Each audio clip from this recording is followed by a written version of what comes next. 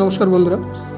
নেপালের গণ আন্দোলনের আবহে একটা জিনিস ফেসবুকে দেখে সত্যি খুব হাসি পাচ্ছে, মানে কি বলবো, এটা বলার কোনো ভাষা নেই। যদিও যে কেউ কেউ বলছে যে পশ্চিমবঙ্গটা কবে এই ধরনের একটা গণ আন্দোলনের সূচনা হবে, কবে জ্বলবে এই পশ্চিমবঙ্গটায় কবে অরাজকতার সৃষ্টি, এইরকম একটা অরাজকতার সৃষ্টি হবে। আবার কেউ কেউ বলছে যে এই দেশটায় কবে একটা অরাজকতার সৃষ্টি হবে, কবে এই দেশটা দাউ দাউ করে জ্বলবে, কবে এই দেশের লোকগুলো নিজের দেশের সম্পত্তি লুটপাট করে নিজের আত্মসাৎ করবে, কবে এই ভারতবাসী একটা সভ্য জাতি থেকে একটা অসভ্য বর্বর জাতিতে পরিণত হবে, কবে। তো তাদের জন্য বলি যে না তো ভাই পশ্চিমবঙ্গ জ্বলবে কখনো, না তো জ্বলবে আমাদের ভারতবর্ষ।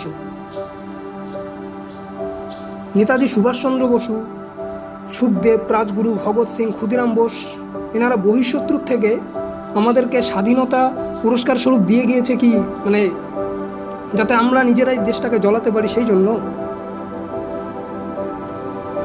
আজকে তাদের স্বার্থত্যাগ এইভাবে আমরা মাটিতে মিশিয়ে দেব, এইরকম একটা অরাজক পরিস্থিতির সৃষ্টি করে তারা স্বাধীনতা এনে দিয়েছে কষ্ট করে, আর সেই স্বাধীনতাকে আমরা জলাঞ্জলি দিতে চাচ্ছি। না কিসের জন্য, না নিজেদের রাজনৈতিক স্বার্থের জন্য। তো তাদের জন্য বলবো যে ভারতবর্ষে কোনোদিন এই ধরনের পরিস্থিতি সৃষ্টি হবে না।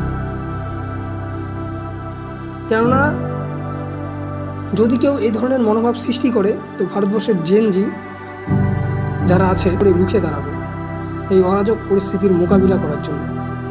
জয় হিন্দ, বন্দে মাতরম, ভারত মাতা কি জয়। তোমাদের কি মনে হচ্ছে বন্ধুরা জানি না, কিন্তু আমার তো মানে জ্বলছে এই ধরনের পোস্টগুলো দেখলে না, দিমাগ খারাপ হয়ে যায়। কেননা আমরা ভারতবাসী এখনও সংবিধানকে ভালোবাসি, সংবিধানকে পুজো করি। আর যারা রাজ্য তথা দেশকে জ্বালানোর কথা বলছে, ওরা তো অ্যাকচুয়ালি সংবিধানকে জ্বালাচ্ছে।